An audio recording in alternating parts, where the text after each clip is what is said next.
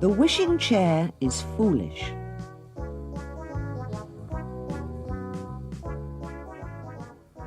Once the wishing chair was very foolish and nearly landed the children and Chinky in a terrible mess. One morning, Chinky noticed the red wings flapping and jumped excitedly and shouted, "Come on, I'm longing for another adventure."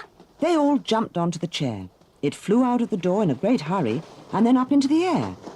It was a beautiful day, and children and Chinky could see for miles. The chair seemed in a rather silly mood. It swung to and fro as it flew, and even jiggled about once or twice.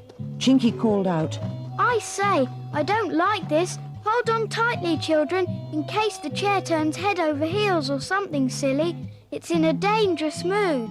"Shall we go back home?" asked Molly in alarm. Pete shook his head. Of course not. We'll never turn our backs on an adventure. So on they went, the chair still doing its little tricks. At last Chinky really did get a bit frightened. For once, Peter nearly fell off. "Go down to earth at once, chair," he commanded. The chair seemed cross. It didn't want to go down, but it had to. So down it went, jiggling every now and again as if it really did mean to jerk the children off. Peter looked down to see where they were going.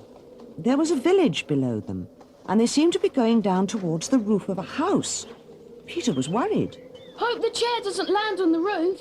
It looks just as if it's going to. But it did something even worse than land on the roof. It tried to go down the large red chimney belonging to the house.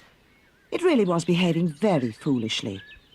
Of course, it couldn't possibly go down, and it stuck fast, 3 legs in and 1 out, and there it was, all sideways. Chinky climbed out first and helped Peter and Molly out too. They sat on the roof, holding onto the chimney, which felt rather hot because warm smoke was coming out of it. Chinky was very angry. "I never thought the chair would be so silly. It has acted so sensibly up to now. Now look what it's done. It's gone and stuck itself in somebody's chimney, and goodness knows how we're going to get it out. And here we are up on a roof in a village we don't know." We'd better shout and see if someone will let us down, said Peter. So they shouted. "Help! Help!" Soon a gnome heard their shouting and came out to see what it was all about. When he saw the 3 children up on the roof and the chair in the chimney, he was amazed. He shouted to his friends, and soon the whole village was staring upwards. Peter shouted to them, "Get a ladder and help us down. Please, our chair's landed us in a fix." In a few minutes a long ladder was brought, and the children and Chinky climbed carefully down it to the ground. Chinky explained what had happened, and the village folk exclaimed in astonishment. Finally Peter said, "The thing is, how are we going to get the chair out? It can't stay there for the rest of its life. I don't see how we can possibly get it out." But Chinky said, "Of course we can. We'll get the village sweep to come along and put his long brush up the chimney. Then the silly old chair will be swept out of the chimney.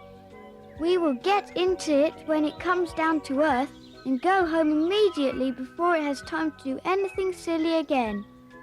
A round-faced gnome called out, "I'll fetch the sweep. He lives next door to me." He ran off, and in a few minutes came back with a little sweep looking rather black, carrying his bundle of poles. He stared in astonishment at the chair in the chimney. "Can you push it out for us?" asked Chinky anxiously. The sweep looked thoughtful. I'll try." He went into the house and fitted the big round brush on the first pole. He pushed it up the chimney. Then he fitted another pole onto the first one and pushed that up the chimney too. So he went on until the brush was almost at the top. Then he fitted on his last pole and started pushing and pushing, and the chair was getting loose as it was jerked further up. Suddenly it came right out of the chimney with a rush. The sweep's brush came out too and twiddled round in the air in a funny manner. "There it comes, there it comes!" shouted Molly. "Hi, chair, come down to earth!" But to the children's dismay, the naughty wishing chair flapped its red wings and flew right up into the air. It didn't go near the ground. They all watched it fly away till they could see it no longer. It was gone. After a while, Molly said, Well, we'll have to get home some other way, that's all. I'm afraid we've lost the chair now. Chinky looked at the bus timetable set out on a wall nearby, then said, We'll catch the bus that leaves here in 5 minutes' time. It won't be long before we're home. They got into the bus, which was very peculiar because the driver was a duck and the conductor a rabbit. However, Chinky didn't seem surprised, so Molly and Peter said nothing but just stared. In 10 minutes, they found themselves outside a cave in a hillside. This is where we get off. Said Chinky, much to their surprise. They followed him into the cave and up some steps. Chinky opened a door, and to the children's amazement, they found themselves climbing out of a tree in the wood near to their home. You simply never know where an entrance to fairyland is, said Molly, staring at the tree as Chinky shut the bark door. They ran home, and the very first thing they saw in their playroom was, yes, their wishing chair. They stared in astonishment. Then Peter said delightedly, Why, it's come back home after all. Its wings have gone. Oh, good, it's come back to us. Isn't that lovely? Molly ran in and sat down on it. Good old chair. I'm glad you're back. I expected sorry now.